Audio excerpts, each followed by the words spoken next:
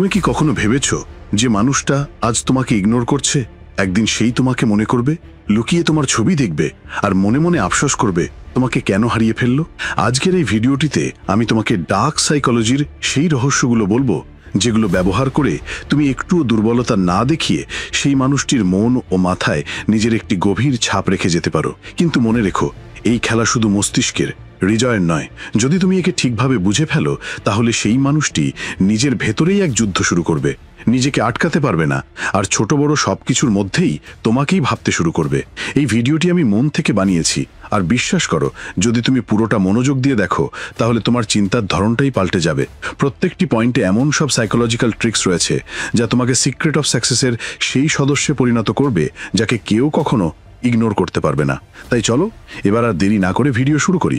তো প্রথম পয়েন্টটা হলো, তোমার উপস্থিতিকে এক রহস্য বা মিস্ট্রি বানিয়ে দাও। একবার ভাবো, কোনো রহস্যময় বই কি তোমার মনোযোগ কখনো টেনেছে? যে বইয়ের প্রতিটি পৃষ্ঠা পড়ে মনে হয় এরপর কি হবে? ঠিক তেমনই সেই মানুষটির মনে তোমার জন্য এমন কৌতূহল জাগাতে হবে। যখন তুমি সবসময় তার সামনে থাকবে, সব কথাই সবসময় উপস্থিত থাকবে, তখন ধীরে ধীরে তোমার গুরুত্ব তার চোখে কমে যাবে। সে ভাববে, হ্যাঁ, ও তো সবসময় থাকে, এতে নতুন কি? যখন তুমি নিজেকে একটু আলাদা, একটু দূরে আর একটু রহস্যময় করে তুলবে, যখন তুমি তাকে প্রতিটি প্রশ্নের উত্তর সঙ্গে সঙ্গে দেবে না, যখন তুমি সবসময় তার চোখের সামনে না থেকে নিজেকে মিস করার সুযোগ দেবে, তখনই তুমি তার মনে জায়গা করে নিতে পারবে। মানুষের মন এমনই, যে জিনিস সহজে পেয়ে যায় তার আকর্ষণ দ্রুত ফুরিয়ে যায়, কিন্তু যেটা অসম্পূর্ণ থেকে যায়, যেটা প্রশ্নের ভিতরে ভেজে থেকে, সেটাই গভীরভাবে হৃদয় আর মস্তিষ্কে গেঁথে যায়। যখন সেই মানুষটা তোমার মধ্যে কিছু অসম্পূর্ণতা, কিছু না বলা কথা অনুভব করবে, যখন তার মনে হবে এই মানুষটা পুরোটা খুলে বলে না কেন, তখন তার মাথা নিজে থেকেই তোমাকে বুঝতে, জানতে আর ভাবতে শুরু করবে। আর এটাই হলো সাইকোলজির সবচেয়ে গভীর নীতি। যেটা দেখা যায় সেটা কিছু মুহূর্তের জন্য থাকে, কিন্তু যেটা লুকানো থাকে সেটা হৃদয়ে চিরকাল বাস করে। এই কারণেই তোমার জীবনের প্রতিটি দিক তার সামনে মেলে ধরো না। তাকে একটু কৌতূহলের মধ্যে রাখো, একটু ক্ষুধার মধ্যে রাখো, তাকে এমন অবস্থায় রাখো যাতে সে নিজেই তোমার সম্পর্কে ভাবতে বাধ্য হয়। কারণ মনে রেখো, যখন প্রশ্নগুলো ওর মাথায় থাকবে, তখনই তুমি ওর হৃদয়ে জায়গা করে নিতে পারবে। এখন ভাবো, যদি তুমি তার জীবনে এক অমীমাংসিত রহস্য হয়ে যাও, তাহলে কি সে নিজেকে বারবার তোমাকে ভাবা থেকে আটকাতে পারবে? আর এখন আসি সেই ভুলে, যা অধিকাংশ মানুষই করে এবং নিজেকে সেই মানুষটির মস্তিষ্ক থেকে চিরতরে মুছে দেয়। এই ভুলটা কি জানার জন্য পরবর্তী পয়েন্টটা মন দিয়ে শোনো, কারণ এটা সেই সিক্রেট যা 90% মানুষ জানেই না। দ্বিতীয় পয়েন্ট, সব জায়গায় তার সামনে যেও না, নিজের একটা সীমা নির্ধারণ করো। দেখো, যখন কোনো জিনিস অতিরিক্ত পেয়ে যায়, তখন মানুষ তার কদর করতে ভুলে যায়। এই বিষয়টা সম্পর্ক এবং আকর্ষণ দুটোর ক্ষেত্রেই প্রযোজ্য।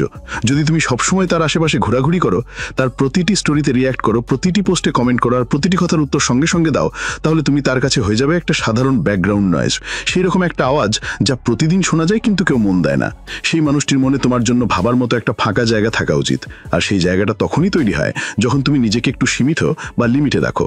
কথা বলো কিন্তু সীমার মধ্যে, সময় দাও কিন্তু সীমার মধ্যে, আবেগ দেখাও কিন্তু সীমার মধ্যে। যখন সে দেখবে তুমি বাকিদের মতো সর্বক্ষণ উপলব্ধ নও, যখন সে অনুভব করবে তোমাকে পেতে হলে একটু চেষ্টা করতে হবে, ঠিক তখন থেকেই তার আগ্রহ আরো গভীর হতে শুরু করবে। মানুষ সবসময় সেই জিনিসের প্রতি বেশি আকর্ষণ বোধ করে যেটা পাওয়া একটু কঠিন। তাই তাকে তোমার উপস্থিতির এতটাই অভ্যস্ত করে তুলো না যেন সে কখনো তোমার অভাব অনুভব না করে। তোমার সীমাবদ্ধতাই তোমার মূল্য তৈরি করে। মনে রেখো, যদি তুমি নিজেকে তার জগতে সহজলভ্য কিছু বানিয়ে ফেলো, তাহলে সে কখনো তোমাকে স্পেশাল ভাববে না। কিন্তু যদি তুমি নিজের সীমা স্থির করো, তাহলে সে তোমার এক ঝলক দেখার জন্য আকুল হয়ে থাকবে। এখন ভাবো, যদি সেই মানুষটি তোমার সীমাবদ্ধতা দেখে এবং তবুও তোমাকে পেতে নিজে থেকে চেষ্টা করে, তাহলে সেই আকর্ষণটা কতটা গভীর হবে? এবার ভাবো, কোন সেই লুকানো সাইকোলজিক্যাল গেমটা যার মাধ্যমে তুমি কিছু না বলেই তার ভেতরের অনুভূতিগুলো জাগাতে পারো? জানতে হলে পরের পয়েন্টটা মন দিয়ে শোনো, কারণ আসল খেলা সেখান থেকেই শুরু হবে। তৃতীয় পয়েন্ট, ওর আবেগে সরাসরি আঘাত করো না, বরং ওকে অনুভব করতে দাও।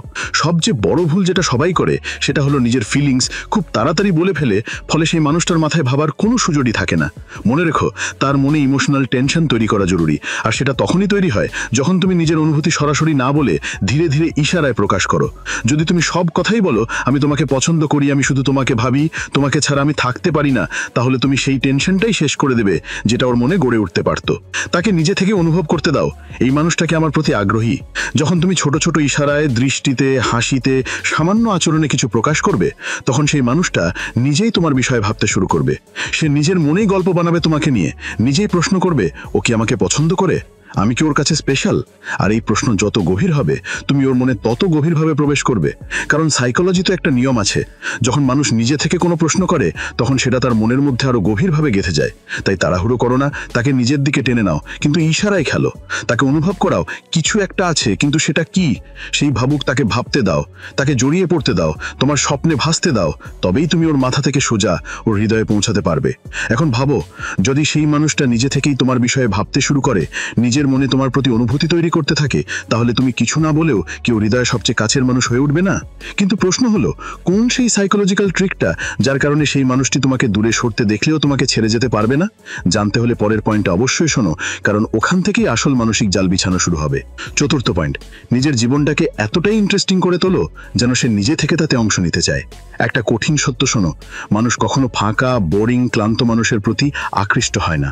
যদি তোমার জীবনে কিছু নতুন না ঘটে, যদি তুমি নিজেই নিজের জীবন নিয়ে বিরক্ত, যদি বলার মতো দারুণ কোনো গল্প না থাকে, তাহলে সেই মানুষটি হয়তো তোমাকে এক মুহূর্তের জন্য দেখবে, তারপর ভুলে যাবে। মানুষ সবসময় সেই লোকদের সাথে যুক্ত হতে চায় যাদের জীবনে উত্তেজনা, এনার্জি থাকে, যাদের সাথে দেখা হলে মনে হয় যেন দুনিয়া একটু বেশি রঙিন হয়ে উঠল।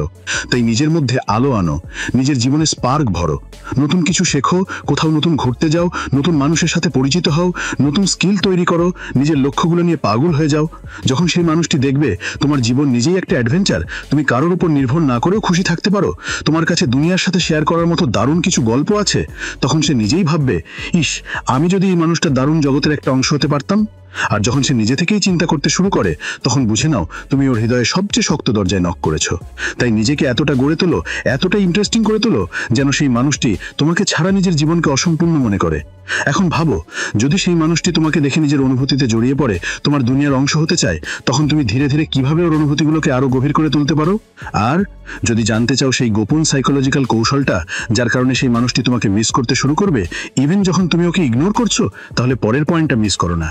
পঞ্চম পয়েন্ট, তাকে তোমার অভ্যেসে পরিণত করো, কিন্তু নিজে কখনোই ওর অভ্যেসে পরিণত হয়েও না। ভালোবাসার সবচেয়ে বড় শক্তি সেই মানুষের হয় যার উপস্থিতি অভ্যেসে পরিণত হয়, কিন্তু সে নিজে কখনো কারোর অভ্যেসে বাধা পড়ে না। এই খেলা খুব সূক্ষ্ম, খুব ডার্ক আর খুব বাস্তব।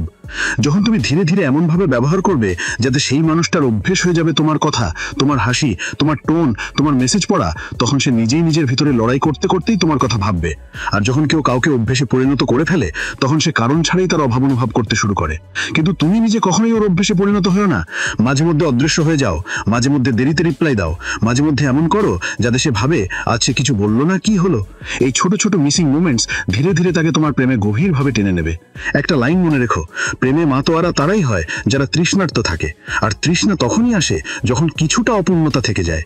তাই তাকে তোমার প্রেমে পুরোপুরি ডুবে যেতে দাও, কিন্তু তুমি নিজে হুঁশে থেকো। সে তোমার অভাবে অস্থির হোক, কিন্তু তুমি ওর অভাবে পূর্ণ থেকো।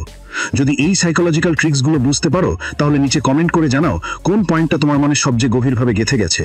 আর হ্যাঁ, যদি চাও এরকম আরো শক্তিশালী ডার্ক সাইকোলজি সিক্রেটস যেগুলো তোমার ভাঙা মনকে শক্ত করে তুলবে, তাহলে মনে রেখো, তোমার কোনো জানার থাকলে কমেন্টে লেখো। আমি প্রত্যেকটি কমেন্ট পড়ি এবং রিপ্লাই করি। ভালো থেকো, ধন্যবাদ।